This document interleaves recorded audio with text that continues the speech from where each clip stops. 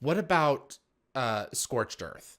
We had, I think the original treatment for it ended a little bit darker, like them It not in could have. finding their home world. Joe had talked about, yeah, we didn't actually have a plan on them. Oh, hey, look at this. We've actually found another planet out there, and hey, it's in Karen's.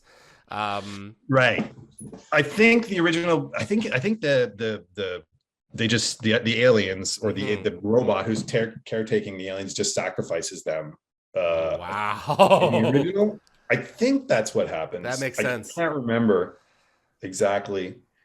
That was the first pitch though. That was the original sort of. That was our first attempt to pitch Stargate. It was the first thing we wrote as a pitch, Wow. and then they got us to write an outline based on that pitch, and then that was when and then we wrote the script. It was kind of a little bit like a proving process along the way. Yeah. Um, I always liked, and I think we may have revisited this in Stargate and other sort of thematically. I Uh always huh. like the idea of a civilization that's gone, but it's been preserved in some format. Yeah. There's a sort of poignancy to that. Like one of my all-time favorites, Next Generation episodes, is the one where Picard lives a whole life Hmm. on this planet, and it turns out that it's just kind of The inner a light. yeah, it's a beautiful beautiful episode, right? And it's kind Hmm. of got that theme to it, and I always liked that idea in science fiction. I always found it kind of poignant and sad, and it's probably why we wrote the sad version Right. originally, because that's kind of how I think of those stories. But uh, I was just glad that they liked it. I mean, honestly, they were, I know that Rob, like later, because Rob and Brad read the script. I think they were literally going on a golfing trip because they had just finished season 3. And I think they were a bit worried because Jonathan had left and Correct. they didn't really have that many other writers, if any. I don't remember exactly how many writers they had that had survived at that point. So it was the two of them, and they were like, "We got 22 episodes of television we got to make next, starting in January." This was like in November, and he remember he told me he read the script and he looked at Brad and he was like, "Okay, yeah, this is going to help. Like I think we're gonna be okay this with is these good guys. news." Uh, they were happy with it, and I'm glad they were.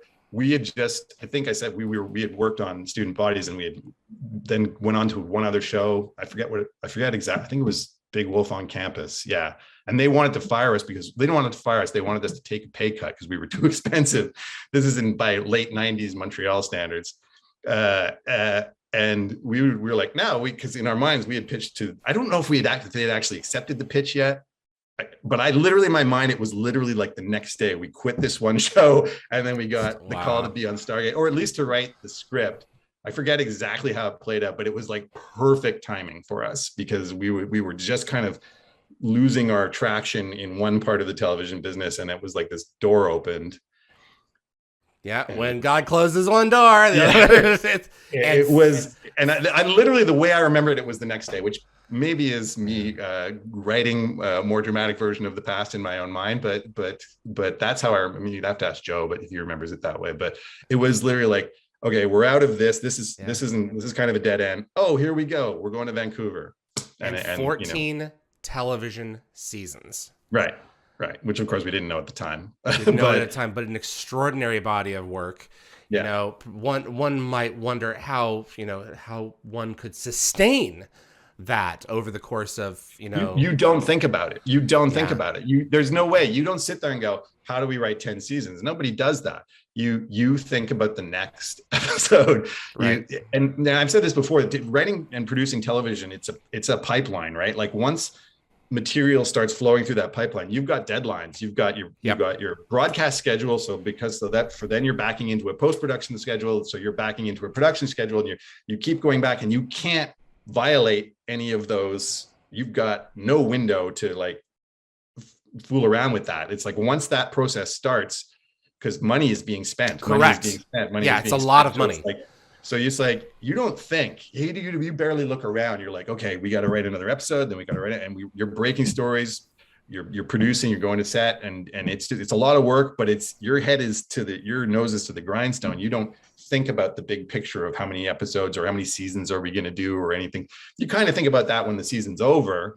You obviously hope for a pickup, as you're approaching the end of every season. We started knowing we had at least up till season 6 or season 5. Right. That was when we went off Showtime. But So, or actually, I guess we knew we had season 4. I'm not sure if we knew we had season 5 yet. It was pretty soon thereafter, but yeah. I forget. But yeah. it became dicey later because, like, everyone knows that in season 7, 8, 9, 10, every season was like, this is the last one. Right, exactly. I know you're coming back. Season 10, okay. Season 11, we can write, sign some contracts. Oh, nope, we cut it. Yeah. It's like, seriously? So, like, we went in there just thinking we're going to write a couple episodes of a show and who knows.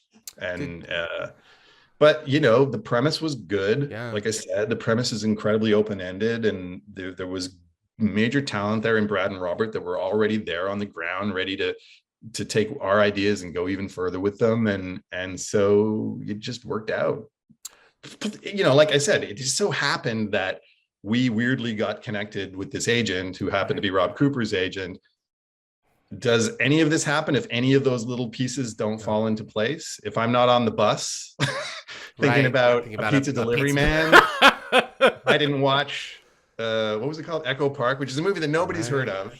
But I remember it. I remember it for this simple reason, because it started that whole weird chain of events. So I don't know. It's like when you look back on stuff and how did that happen? And you're like people ask me, how did you get started in television? It's like a weird series of accidents happened. Yeah. To be honest with you, I don't really know how else to put it. But I don't want to be too self-deprecating here. You have to be good, right? Like when the door opens and you walk through the door, okay. You've given an opportunity. You have to be ready. You have to deliver, right? So, I mean, Joe and I wrote good scripts. The door opened for us, and we wrote good scripts. And Brad and Robert were smart enough to recognize what that brought to the table, and they said, "Yeah, come on board." And we continued to do that, and which made the show live and breathe for as long as it did. Right? All of us continued to do that. So, it's luck, but it's also taking advantage of the luck when it happens. So it's a weird combination. I don't really have, so people ask me, how do you get started or whatever. And I'm like, I don't know. The only advice I would ever give to anybody who wants to be a writer is you got to write stuff, and you got to put your material out there, because you don't know which weird accidental thing is going to result in you getting somewhere with it. So that's the best Melinda Snodgrass said, George R. R. Martin told her once, don't hoard your silver bullet. Yeah, exactly. So exactly. You've got an idea. Stuff, put it out there and hope for the best. Because like in our case, it was a weird series of accidents that ultimately led to it all happening. But at the same time, we were writing good material, right? You can't have one without the other. You can write good material and get nowhere because you don't get a lucky break, and that's unfortunate. Right. But I think if you push hard enough and you write enough good material, eventually you'll get that break, I think. Thanks for watching this clip from Dial the Gate. If you enjoyed the video, give us a thumbs up. It's our goal to share a new Stargate story every day while we're on break. Please feel free to subscribe to future episodes here on YouTube. And if you have Stargate friends who might like this clip, let them know about us. Be sure to visit dialthegate.com to view the complete archive, as well as transcripts from past interviews. I'll see you on the other side.